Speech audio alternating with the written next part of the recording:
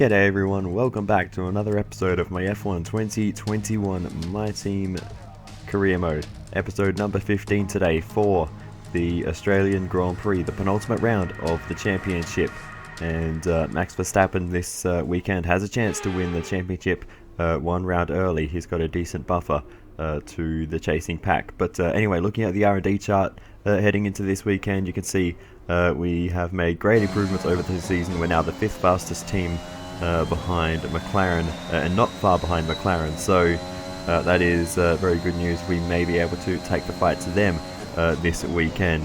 But anyway, we will get going. This is our second lap in Q1, so hopefully this will be good enough to get us through. As you can see at the moment, we are way down at the back, only ahead of Nikita Mazepin down in 21st position, so we need to find a lot of improvement, and we're green in sectors 1 and 2, but a bit of a mistake there in the penultimate corner, and on the run to the line, it's given us a bit of a compromised run. But anyway, we come across the line and we do improve on our lap by a significant amount, but I'm not sure it'll be enough because we were a long way behind where we needed to be to begin with there. And as we go to the end screen, you can see Marino Sato is through safely in P13, but we are knocked out, and by a lot. We're in 18th position and nowhere near good enough. So yeah, we've only got the Hasses and Williams cars behind us, so yeah, no good. 2/10. We probably could have gained that if we didn't make that mistake at the penultimate corner, but that's really frustrating. Home race for us as well, as you can see. Tough luck there. It's not quite where we'd want to be on the grid, but chin up, it's not the end of the world. But anyway, let's get into it. Make a recovery. Welcome to Melbourne. You can hear the roar of the crowd out there, which can only mean one thing. Race day is upon us.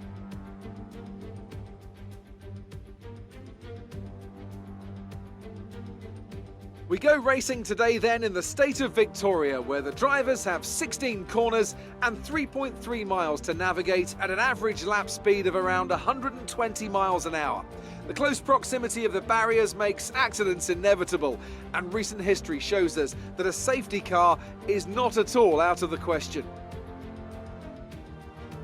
Anthony Davidson joins me once again in the commentary box, and it's fantastic to have you with us here today, but I'm curious, as a man with experience out on the track, how do you stop those pre-race nerves from becoming overwhelming when you're lining up on the grid? But from the moment qualifying's over, you start to feel the adrenaline in your body build up and the buzz in your stomach as you anticipate the run down into turn 1. It's all a bit like going into battle, and the unknown situation makes you nervous. Those pre-race nerves are a good thing. The day you don't have them means that you don't care anymore. And of course, you have to make sure that all the procedures are second nature to you, so that they're not taking up too much of your capacity. Off the back of a fantastic qualifying session, it's time to see how our starting grid looks for today's race. Sergio Perez will lead us away from pole position, and Lewis Hamilton completes the front row. As we continue through the rest of the grid today, we have Verstappen, Bottas, Daniel Ricciardo and Stroll. Leclerc, they'll be starting further back after an earlier grid penalty. Sainz, Norris and Yuki Tsunoda. They've taken a grid penalty. The scientist, Gasly, Sebastian Vettel and Mick Schumacher. They'll be starting further back after an earlier grid penalty. Raikkonen, Sato, Esteban Ocon and George Russell. Latifi, Mazepin, Fernando Alonso and Antonio Giovinazzi starts from the back of the grid. And with preparations almost complete, let's head down to the track. Okay, I know it's your home Grand Prix, but treat it like any other race. Don't take unnecessary risks. I will not be doing that. Strategy will be 2 sets of softs, 2 sets of mediums. We've been elevated into 11th position thanks to a multitude of grid penalties, which I do not have time to read out because we are going to the 5 red lights. and it's lights out, and away we go for the Australian Grand Prix. It's a great start as we immediately pull alongside Lando Norris, and we are going to try and take this position around the outside into the first corner. We're later on the brakes, and we are trying to keep it on the road. We almost had a little look around the outside of Charles Leclerc there. If we had a little more downforce, we maybe could have gone for that one, but we do gain 3 places off the start. Valtteri Bottas losing a bunch of places. He's lost 3, and he is suddenly down into 7th place behind Leclerc, Stroll and Ricciardo. But we go on board with Carlos Sainz as he's having a little look. He's got a good run. We give him a bit of a squeeze, a bit of contact made there, but we do maintain the position ahead of Carlos, and we will hold on to this one for a little bit longer. So P8, and with Lance Stroll up the road in the Aston Martin, not the fastest car in the field, maybe we have a chance of a little bit more if he can hold up the Mercedes and the Ferrari. But we go on board with Carlos Sainz again, and we'll have a better look at what happened here. He got a good run here. He tried to get up the outside. We just gave him a squeeze, just a few millimeters too much of a squeeze there. The edge of the track is curved, so that's quite difficult to judge, to be fair. But yeah, we caused him some damage, and now he's in for a front wing change. So that's unfortunate for Carlos Sainz, and that's going to make his race much more difficult from here on out. But anyway, we continue on, and we are under pressure from Lando Norris behind in the McLaren. A bit of a moment there on the exit, and now Lando's got a good run, gets past us. We're going to see if we can get back down the inside into turn 3. We'll just about squeeze through and retake that position from Lando and move ourselves back up into P8, and hopefully we can shift our attention forwards again. And now Lando's coming in for a pit stop. So Lando Norris with a front wing change as well, and seems like everyone who's trying to pass us ends up with damage. I don't know what that says about us, but we're not going to worry about that because we are running in the points at our home race. So that is huge, not just for the story, but also for the Drivers and Constructors Championship. We are in a bit of a battle for that 5th place in the Constructors, so we need to keep an eye on that. But we get on the curb and lose the back end, and we've spun around backwards and been hit by another car. That is Sebastian Vettel. He's got a wheel off on the front left there, and he is out of the race. Thankfully we are still in, but we've got a lot of damage to the car. We go aboard with Yuki Tsunoda. He was on the right line there to get through, but Vettel nowhere to go. That's the right front wheel that's come off of his car rather. And Pierre Gasly, oh, did he get through? That was so close, so not quite sure how to call that one. We go in super slow-mo, and look how close this is for Pierre Gasly on the front left with the back of our car. That may have just been the slightest graze, difficult to tell. Marino Sato gets through, so thankfully we don't take out our teammates in all that. And Nicholas Latifi into Sebastian Vettel, and Latifi did not get through that, and he is now out of the race as well, as we can see the safety car coming out onto the track. We have to go around the outside of him, and we need to make a pit stop. We've got damage to the front wing and various other parts of the car. That is Esteban Ocon into the safety car. The Frenchman with damage to his front wing now. After that bit of contact, he eventually gets by the safety car, but yeah, that is not good for Esteban Ocon. We'll see the onboard here, and he just tips it in as the safety car was just doing his thing, and Ocon just misjudging it there, and that's cost him dearly. Underbodies incurred some slight damage, but nothing too serious. And now the underbody of our car is damaged, so yeah, that's not ideal. Mind that front wing. It'll need replacing if it takes too much damage. And of course the front wing damage as well. Okay, slow down, slow down. Your delta is negative, which means you are too fast. Reduce your pace. So into the pits we must go for a front wing change. The floor damage can't be fixed, so we're just going to have to live with that for the rest of the race. This doesn't necessarily ruin our race completely. We can get to the end from here on one more stop, so it's in terms of the strategy, it's not too bad. but it would be ideal if we could make that work. But Go. Exit now. We're racing on the exit. Complete. Go now. one thing that could be an issue for us as we get overtaken by Esteban Ocon through the pit exit there. 2 stops. We have a penalty, as you just saw there, and we have yet another. We actually got 2 penalties for the collisions there at the incident. Don't So have the data for that, I'm afraid. yeah, it's unfortunate, but yeah, that's what's happened in this race. So we box once again, and we'll serve the other penalty, get it cleared under safety car, because we can do that, and then we can hopefully chase down the pack. Hopefully we can rejoin the pack by the time we actually get going again back into the green flag conditions. Go. Obviously the full safety car deployed for this, so yeah, we will just try and catch the pack if we can. We still have a chance in this race, so we'll see what we can do. We're on the soft compound tyres as well, so we should have decent enough pace. The cars ahead of us are on mediums, so that's interesting. An interesting little difference there. But anyway, as you can see, we do catch up to the pack, and we'll be able to go racing and be competitive straight away. We didn't lose a lap or anything like that, thankfully, so yeah, we should be all set to go once the green flag drops. You can see trying to get some heat into the sides. We move on to the very next lap, and we are ready to go racing once again, but we drop a long way back just before the restart, and that was really bad timing to do that, so yeah, that was my bad. But yeah, Esteban Ocon has gotten away from us very quickly there, and we're going to need to get our head down and push quite hard to catch up as soon as we can. But with the damage we have to the car from when Vettel hit us, it's going to be difficult to be too competitive, but we'll see what we can do.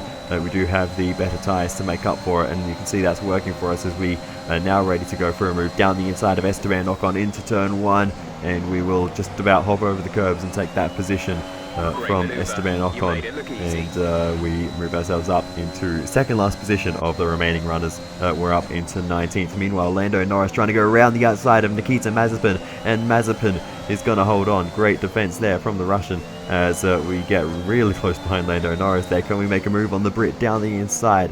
And we'll just about get the nose in. He leaves us some room, but we can't quite get the move done. Lando Norris is going to hold on to the position for now. As we move on to the end of the straight, though, we're going to go down the inside of Lando Norris, and we'll just about get through there, up and over the curb, but we take the position and move ourselves up into 18th ahead of Lando Norris. Next up is Nikita Mazepin, so let's see if we can do what Lando could not. So we're in the slipstream and DRS of Mazepin. We go to the inside. Mazepin defends a little bit awkwardly there, and we had to really work hard to save the car and get it around the corner safely there, but we've managed to keep it on the track at all times. But that was a wild moment there with Mazepin, and actually, to be fair, he didn't really do anything too aggressive. What actually happened, what caught me off guard, is he didn't return to the racing line. He didn't really do any over-aggressive defense there. Maybe he moved very, very slightly to the right. There was actually a bit of contact there between us as we sort of switched back to the left, as Norris had to think about going for a move up the inside. But we're going to slot right down here so we can have so we can see what happened. I was moving to the right, but you can see Mazepin just moved slightly to the right, not by much, not enough to make the difference there. But I was thinking he was going to keep moving to the left, back to the racing line, but instead he sort of kept the car in the middle, so I had to take avoiding action, and then from here on I'm just trying to catch the car and get it somewhat further back to the left to open up the radius of this corner. Otherwise there's no chance we're actually going to pull it up and keep it out of the gravel trap on the left there. And somehow we managed to scrub off enough speed, despite being quite out of control through all this, to still make the corner pretty well, and we're able to push on with our race. So we move on now to lap number 15, and we are now up into 17th position. You can see a big old train of cars here as we almost slam into the back of Fernando Alonso. So whoever's at the head of this queue has been holding up the train, but we get a great exit out of the final corner. We're going to go for the move down the inside of Fernando Alonso into the first corner. We just about keep the nose in under brakes, and we will just about squeeze through there and get ahead of the two-time champion, and we continue on and set our sights on the... It looks like we might have an issue. Hang in there, we're attempting to manage it. Oh no, that is not what I want to hear at our home event. We do not want a DNF or any kind of issues here, but we will come back to that in a moment. Pierre Gasly is in the pits, and he's getting a front wing change too, so a lot of front wing changes happening up and down the field, so a lot of people getting involved in incidents and getting damage to their cars, so that is unfortunate for those, including myself. But anyway, we continue on, and we do have a good chance here of passing George Russell. We go to the outside as Hamilton's coming out of pit lane. We go around the outside of Russell, but Verstappen's coming out of pit lane there as well, as we go around the outside of Giovinazzi off track there, and we've got an illegal overtake on Giovinazzi as Verstappen is fighting away as well amongst cars he really wouldn't want to be at the moment. We give the position back to Giovinazzi without losing out to Russell, so we've done that well enough, and we can resume with our race as normal, but it would be good to try and keep that place and try and push forwards once again. But Verstappen coming out of pit lane. Okay, looks like a mechanical failure. We're going to have to ask you to find a safe spot to retire.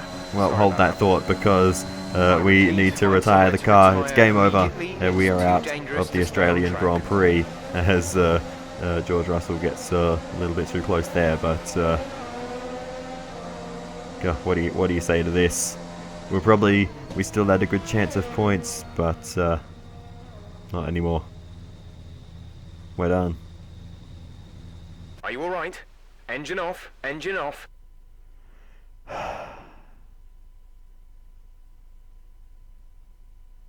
Why? Of all races,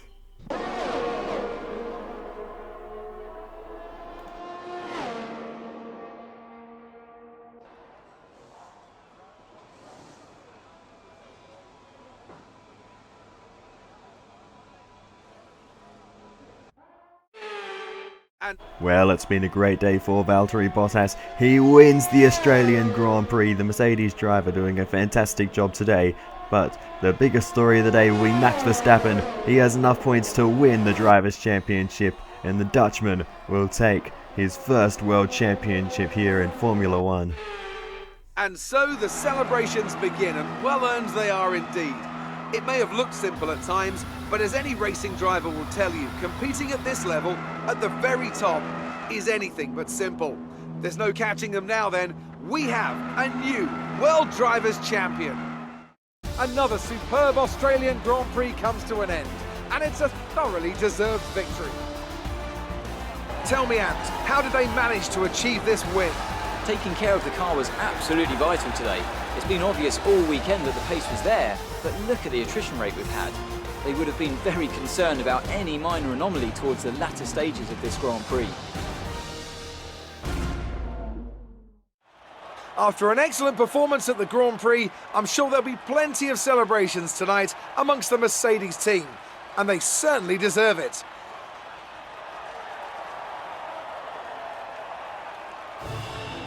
So Valtteri Bottas wins the Australian Grand Prix. Max Verstappen's second position is enough for him to win the World Drivers' Championship, and Lewis Hamilton finishes third. Now let's discuss, Ant. Who would you say is a contender for Driver of the Day? Definitely Antonio Giovinazzi, isn't it? No matter what the rest of the field threw at him, he didn't put a foot wrong. Superb drive from him. It's time to see how things are shaping up in the Constructors' Championship. It was a tough race for our championship leaders who lose ground at the top of the table. And with that, we wrap up another weekend of motorsport. But with more races lined up, be sure to join us when we come back with more Formula One. Well, there we have it. The end of the Australian Grand Prix. A little bit early. But Marino Zato scored points, so I'm not too disappointed in the end. That's a decent result for him, so I'm pretty happy with that. But yeah, would have been nice if we made the finish. we'll have a look at the replay of our last half a lap or so. You can see we made a really nice move around the outside of Russell, but we ran deep to avoid Giovinazzi, who was quite slow, as he was also avoiding Verstappen, so it all caused a bit of chaos there, as we did have to try and do a bit of magic there and give back the place to Giovinazzi while not losing time to Russell, but in the end it wouldn't matter what happened, as Russell then had to fight off Lewis Hamilton as well, or fight with Hamilton getting through there in the end. But yeah, disappointing end to our race. Not 100% sure what the failure is at this stage. Doesn't look like there's too much smoke coming out of the car, so maybe gearbox failure. Usually if it's an engine component that fails, a lot of smoke can be seen coming from the car, but no smoke, so I'm gonna guess gearbox at this stage. And here's the onboard with George Russell, as well, he actually wasn't that close, but yes. Bad luck today. That must be incredibly disappointing. It looked like your car wasn't 100%. Would you like to comment on that? Yeah, we had a reliability failure, unfortunately. So, yeah, it happens from time to time. So, yeah, it's just, we'll just have to look into it and see what caused it and make sure it doesn't happen again, basically. But, yeah, it's very disappointing. How are the fans at your home Grand Prix treating you? The fans have been fantastic. It's been great to come down here to Melbourne and enjoy the home atmosphere. But yeah, it's a shame that the race ended for us in this way, but we had Marino in the points. Do you have any comments about the collisions? Yeah, we had that little bit of an issue at the final corner, but yeah, just lost the rear end on the curb, and it looked like Seb didn't really have anywhere to go at the time. No room to react. You lost to your teammate today. Was it just not your day? No, it was not my day today. But yeah, Sato drove really well, and he was able to bring home decent points for us. So as far as the team goes, I'm pretty happy. Great. Well, that's everything. Thanks, Claire. Alright, well, here we go then. We get a decent enough acclaim boost from that race. Not quite to level 15 yet, but we'll get there probably in the final race, assuming we both manage to make it to the end. We do get one of our sponsor objectives, so that's a bit more money for us, and we are up to 5.19 million, so our money supply is going okay, and we'll probably have enough to sign a good driver by the end of the season, but we have a lot of stuff to get through at the end of this one, so let's get into it. Hey, the personnel team wants to run this one past you. Alright, so we have an offer from a company called Cody Gym, who want to provide us with gym equipment exclusively.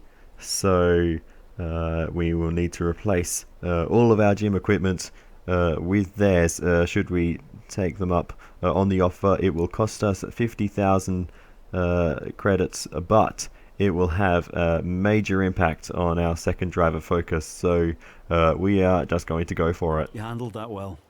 Thank you. So for the activity timeline, we're going to go for the G-Force training, the race simulations, the sponsor event filming, the vehicle PR filming, and finally the aerodynamics equipment upgrade.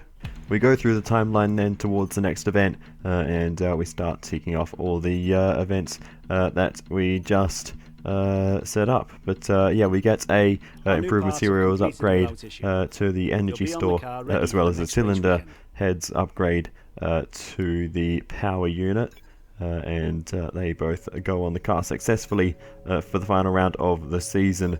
But we have to immediately adapt that part for the engine, which we're able to do, and I'm not sure if we're going to really do too much more R&D on the power unit side, because as you can see, it's not going to come in time for the final round, so there's not really much point working on that. But another department event for the chassis department this time, so we will take a look at that and see what that is all about.